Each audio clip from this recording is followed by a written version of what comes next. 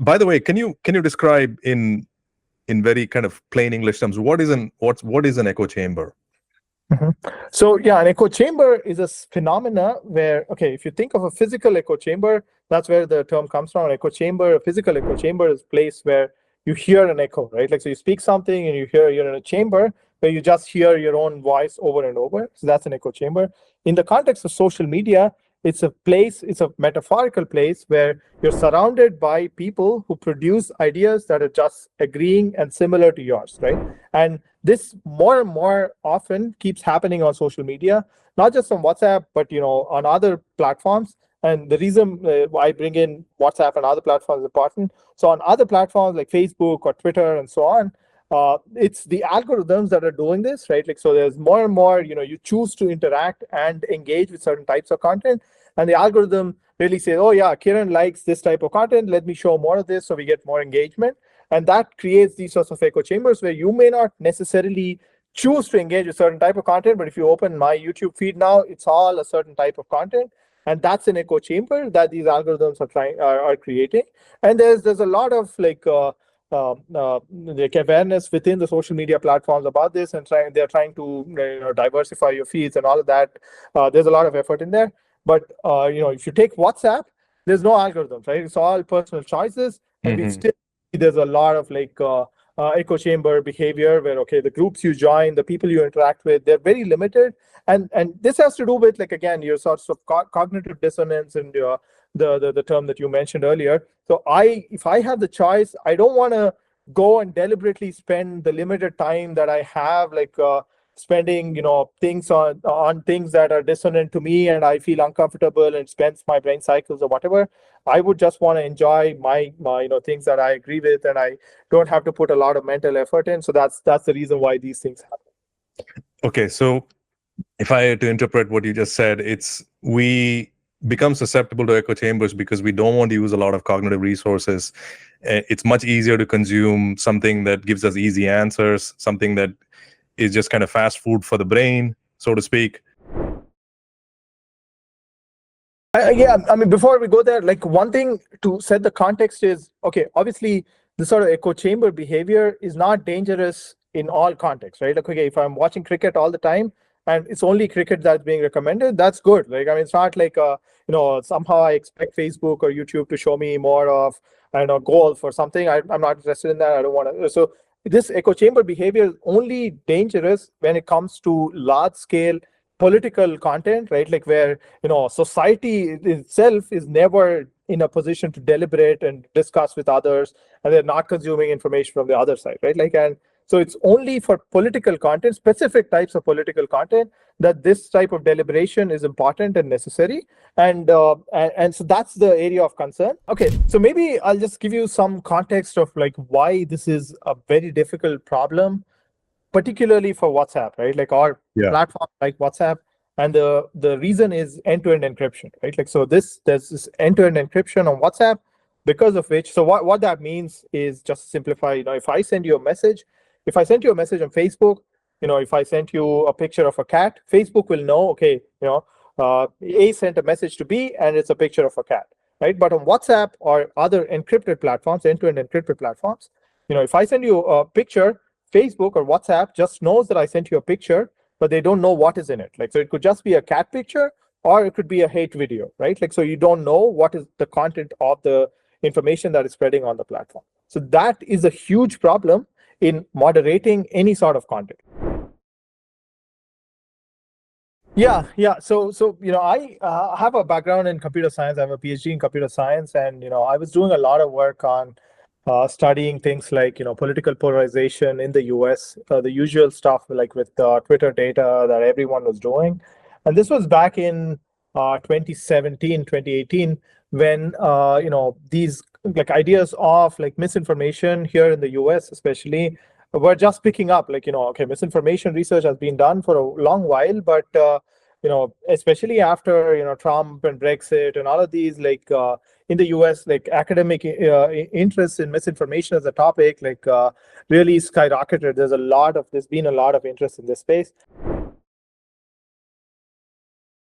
And that was when, like, one of the summers I was in India, And I think it was the summer of 2017 when there was suddenly a spate of incidents of like offline violence, like rumors about child kidnapping, killing people, like real violence and lynchings, things like that. Like, and this was just in a very short duration.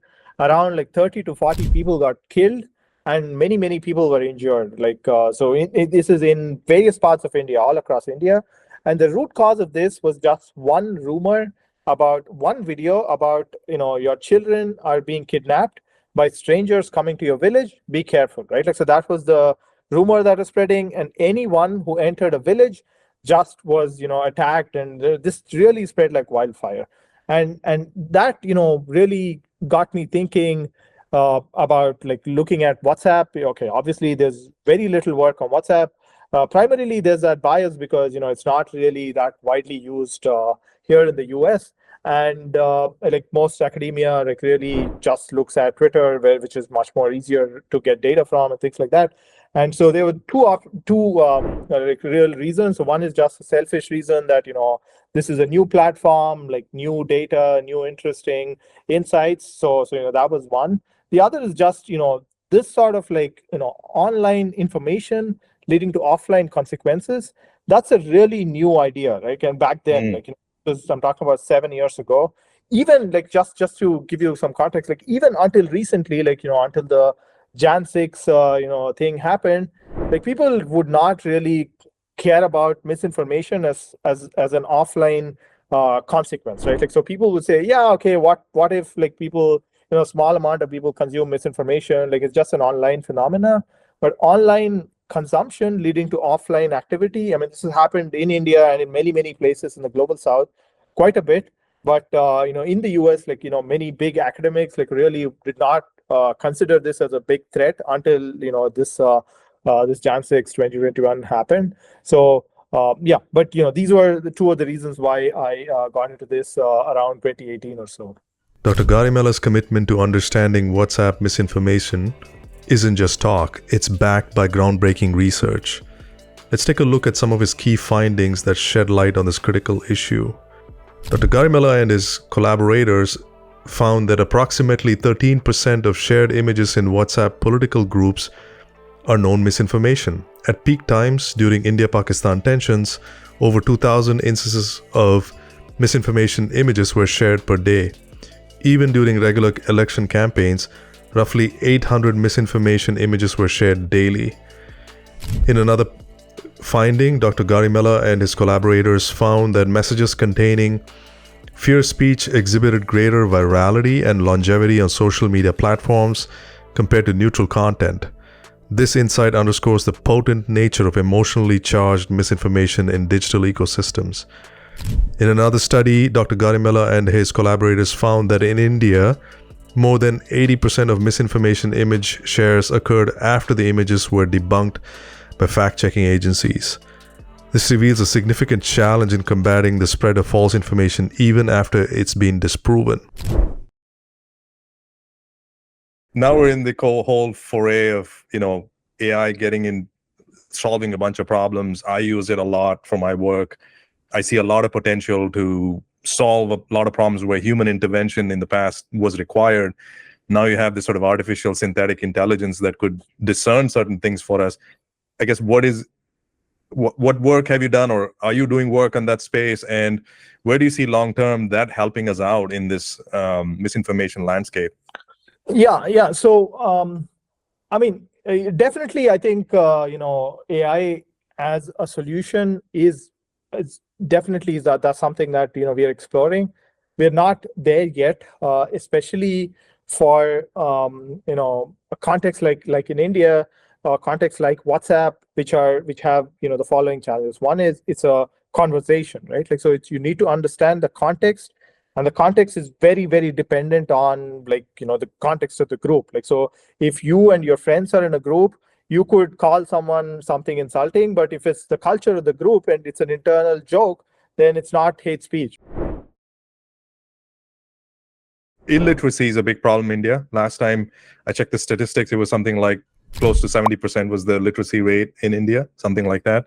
So nearly a third of India is illiterate, unable to read and things like that. they're probably consuming videos or pictures or what have you. I mean, that is a mountain of a problem by itself, right? And you're talking about digital literacy and stuff like that. Like, that's a far milestone. What are the, I mean, I guess, how does this kind of rank in terms of, like, how do we prioritize just basic literacy to begin with? And the other problem is, in India, we've got this kind of multilingual landscape, right? Like, and so, you could be bombarded in various languages, and how do you translate these things in various languages? It's a very compounding kind of a problem in India.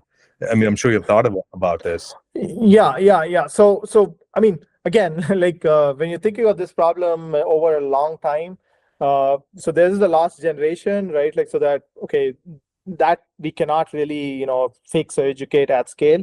So a lot of the digital literacy or literacy initiatives, like if you, again, stratify literacy by age group, like the younger generation is doing much better. I mean, there's so much money being spent on all these, national education mission and so on. So I think on the younger side, it's close to 90% or so at the literacy rate, like below 18.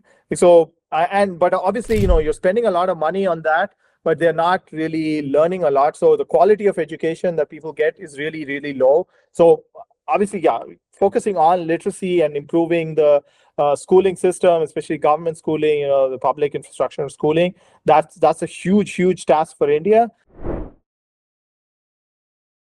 I think, I've spent a significant amount of my life in Finland. Finland does it so well. Like, they are one of the world leaders in doing this sort of literacy, and they've quickly embraced technology, and now they're really trying to teach kids how to type instead of writing in cursive, things like that. I think they really move very fast and do things in a certain way. I mean, probably it'll take a decade or so for a country like India to catch up, but we need to have policy that ensures that these things are taught from like your childhood, like from your primary school, so that, again, you cannot really separate now literacy and digital literacy, because once these kids are at a certain level in school, they're already going to start using technology, and so that's become a part of life now, so you cannot really escape that. So it should be definitely included in curriculums in schools. Okay, wow. Well, Kiran, you're doing a great service to humanity as I see it. Keep doing what you're doing, man. I appreciate your time and your knowledge, and let me know however I could be of future use to you. I will absolutely try my best to amplify your voice however I can. I won't spread misinformation. I'll be as diligent as possible to help digital literacy, I guess. So thank you very much. Cheers. Yeah, thank you so much. Yeah.